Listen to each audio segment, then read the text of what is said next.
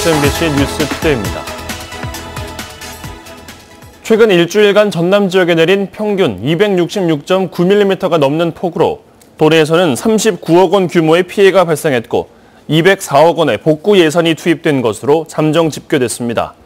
전라남도에 따르면 피해 시설별로 사유시설의 경우 주택 86동이 침수되거나 파손되고 농경지 3,749헥타르가 침수됐으며 58헥타르가 유실 또는 매몰되는 등 9억 6,800만 원의 재산 피해가 발생했습니다. 공공시설의 경우 도로와 하천, 저수지 제방 유실 등 173건, 29억 3,500만 원의 재산 피해가 났습니다.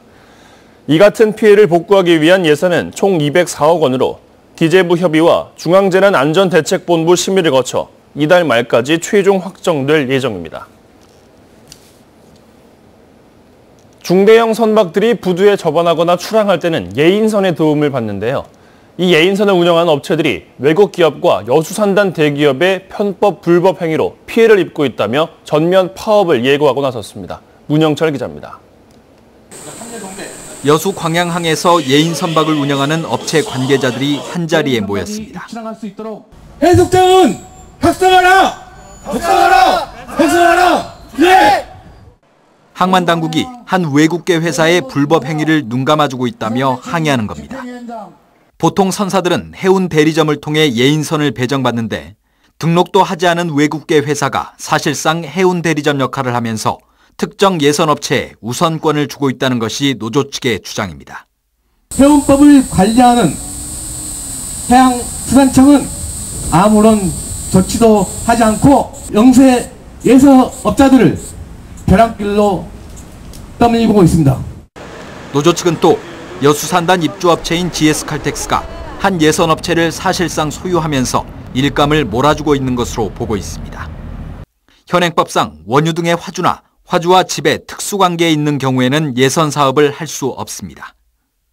GS칼텍스에서 퇴임한 오비들, 중역들이 돌아가면서 대표이사로 내려와 있고 GS칼텍스 부두를 벗어나서는 일을 하지 않고 있습니다. 이에 대해 GS칼텍스 측은 예선업체를 선정하는 데 관여하지 않았고 해당 업체와는 아무런 관계도 없다고 밝혔습니다. 하지만 노조 측은 해수청과 해경에서 이 같은 문제들을 계속해서 방치해 예선업체와 해운 대리점의 경영난이 가중되고 있다며 총파업을 예고했습니다. 이에 따라 향후 물류운송에 차질이 빚어질 가능성도 적지 않습니다. 한편 해양경찰청 광역수사대는 여수의 수사관을 파견해 논란이 된 외국계 회사의 법 위반 여부와 함께 예인업체의 불법 리베이트 의혹 등에 대해 수사를 벌이고 있는 것으로 알려졌습니다. MBC 뉴스 문형철입니다. 광양제철소가 지역민들을 위해 걷기 좋은 둘레길을 조성했습니다.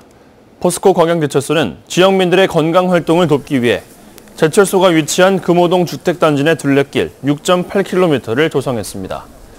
광양 금호동 내 기존 산책로는 서로 연결이 미흡해 이용에 불편함이 있었지만 이번 둘레길 조성으로 산책로를 연결하고 편의시설을 확충했습니다. 우리 근현대사에서 여순 사건 등 안타까운 역사로 죽음으로 내몰렸던 피해자 유족들이 의미 있는 전국 순례에 나섰습니다. 이들은 이번 순례를 통해 아픈 역사가 재조명되고 피해자들의 넋이 위로받길 기대했습니다. 김종수 기자가 취재했습니다. 전국에서 모여든 민간인 학살 피해 유족들이 여순 사건 현장 답사에 나섰습니다. 꼼꼼한 설명을 귀담아 들으며 처참했던 당시 상황을 마음속에 되새겨봅니다. 뙤약볕 아래 시작된 순례단의 행보는 70년 전 고통의 역사를 간직한 여수에서 첫 발을 내딛게 됐습니다.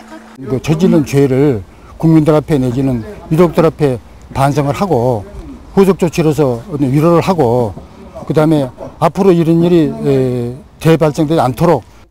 여수를 시작으로 앞으로 석 달 동안 진행될 이번 순례에는 경남 거창과 충북 노군리 등 근현대사에서 자행된 민간인 피해 현장도 포함되어 있습니다. 하지만 정부의 사과와 진실 규명을 바라는 유족들의 바람과는 달리 법안 통과까지는 갈 길이 멀어 보입니다. 우선 학살과 인권 유린 등에 대한 재조사 내용을 담은 과거사 기본법 개정안이 여야의 입장차에 따라 통과될지 미지수입니다. 게다가 개정안과 별개로 지난해 정인화 의원이 대표 발의한 여순 사건 특별법도 여전히 상임위 문턱을 넘지 못하고 있습니다. 유족들은 여순 사건 70주기를 맞는 올해 정치권의 결단을 촉구하고 나섰습니다. 특별법이 통과되지 않고 지금 국회에 계류되고 있는 상황입니다. 저희들 입장에서는 20대 국회 임기 안에 반드시 특별법이 통과돼서 제정할 수 있도록 이념과 대립의 역사 속에 피해를 입었던 민간인 피해 학살자들, 그리고 그 아픔을 드러내지 못하고 숨지겨 살아왔던 고통의 시간들이 이번 순례를 통해 재조명될지 주목됩니다. MBC 뉴스 김종수입니다. 남해안의 광역자치단체들이 영호남 상생발전과 국가균형발전을 위해 남해안 상생발전협의회 구성을 추진합니다. 전남과 부산, 광주와 경남 등 4개 광역시도는 각 시도지사를 공동위원장으로 시도기획조정실장과 실국장을 위원으로 하는 남해안 상생발전협의회를 구성하기로 하고 광역경제권과 관광벨트 구축, 지방분권 국정회의 설치 노력 등 남해안 상생발전 협력과제를 공동으로 발굴하고 있다고 밝혔습니다. 상생협의회는 앞으로 1년에 2차례 정기회의와 함께 현안이 있을 경우 임시회의를 열어 산업과 관광, 교통 등 남해안권 연계 발전 방안을 함께 협의하고 결정하게 됩니다. 시험지 유출 사건과 관련해 해당 학교가 고3 학생 전체를 대상으로 전 과목 재시험을 치르기로 했습니다. 학교 행정실장이 일부 과목이 아니라 9개 전 과목 시험지를 빼돌린 것으로 드러났기 때문입니다. 김인정 기자입니다. 당초 국어와 미적분 등 5과목에 대해 재시험을 치르기로 했던 학교 측이 오는 19일부터 이틀 동안 전 과목에 대해 재시험을 치르기로 했습니다. 교육청 감사와 경찰의 수사 과정에서 행정실장 김모 씨가 9개 전 과목 시험지를 빼돌린 정황이 드러났기 때문입니다.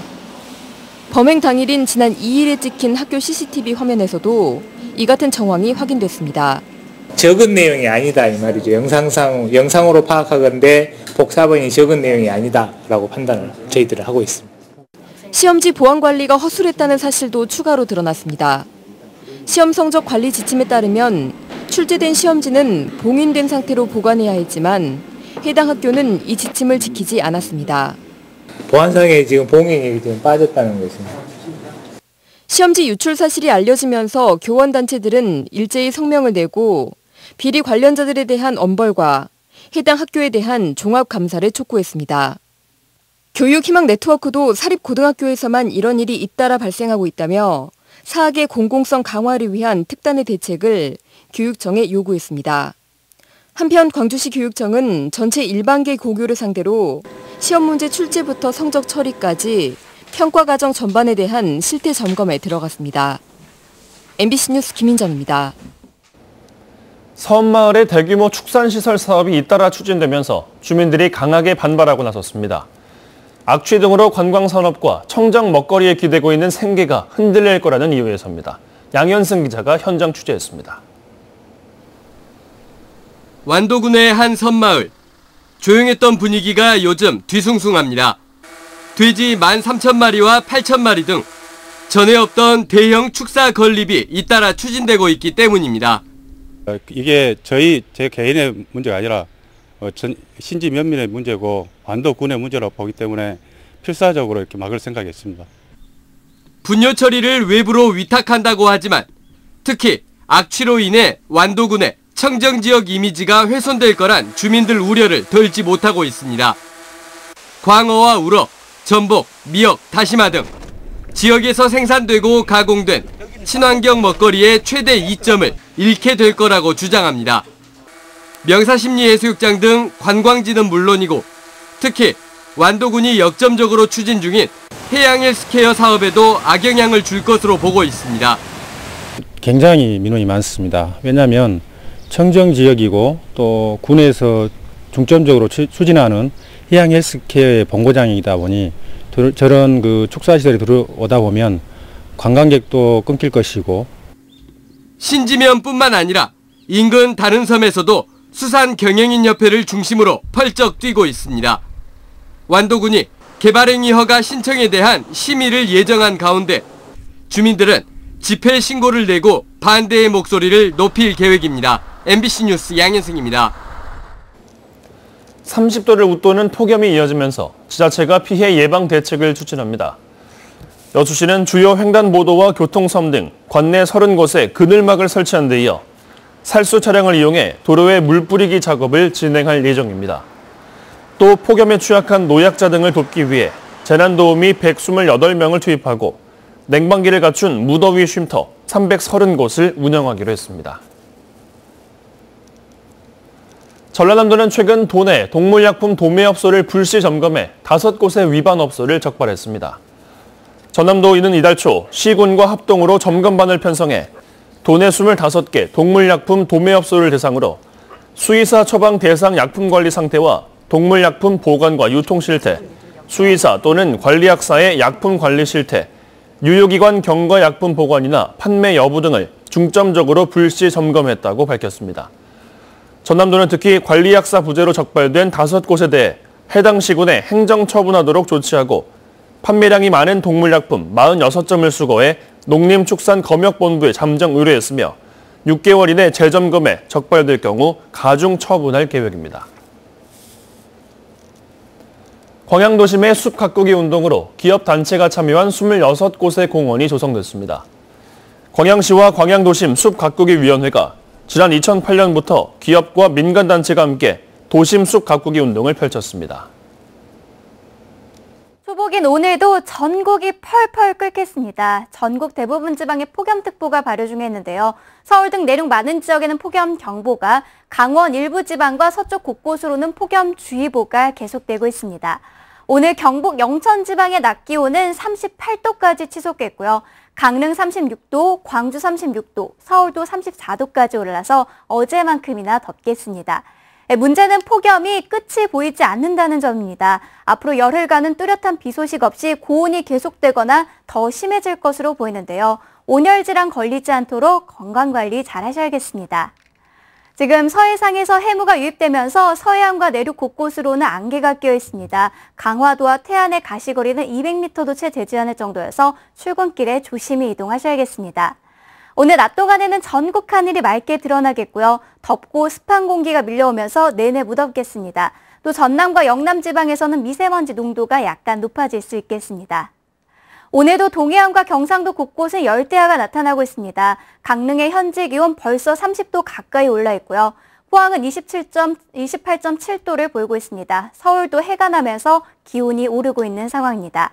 앞으로 한낮에는 서울이 34도, 춘천 35도, 광주 36도, 창원 34도까지 오르겠습니다.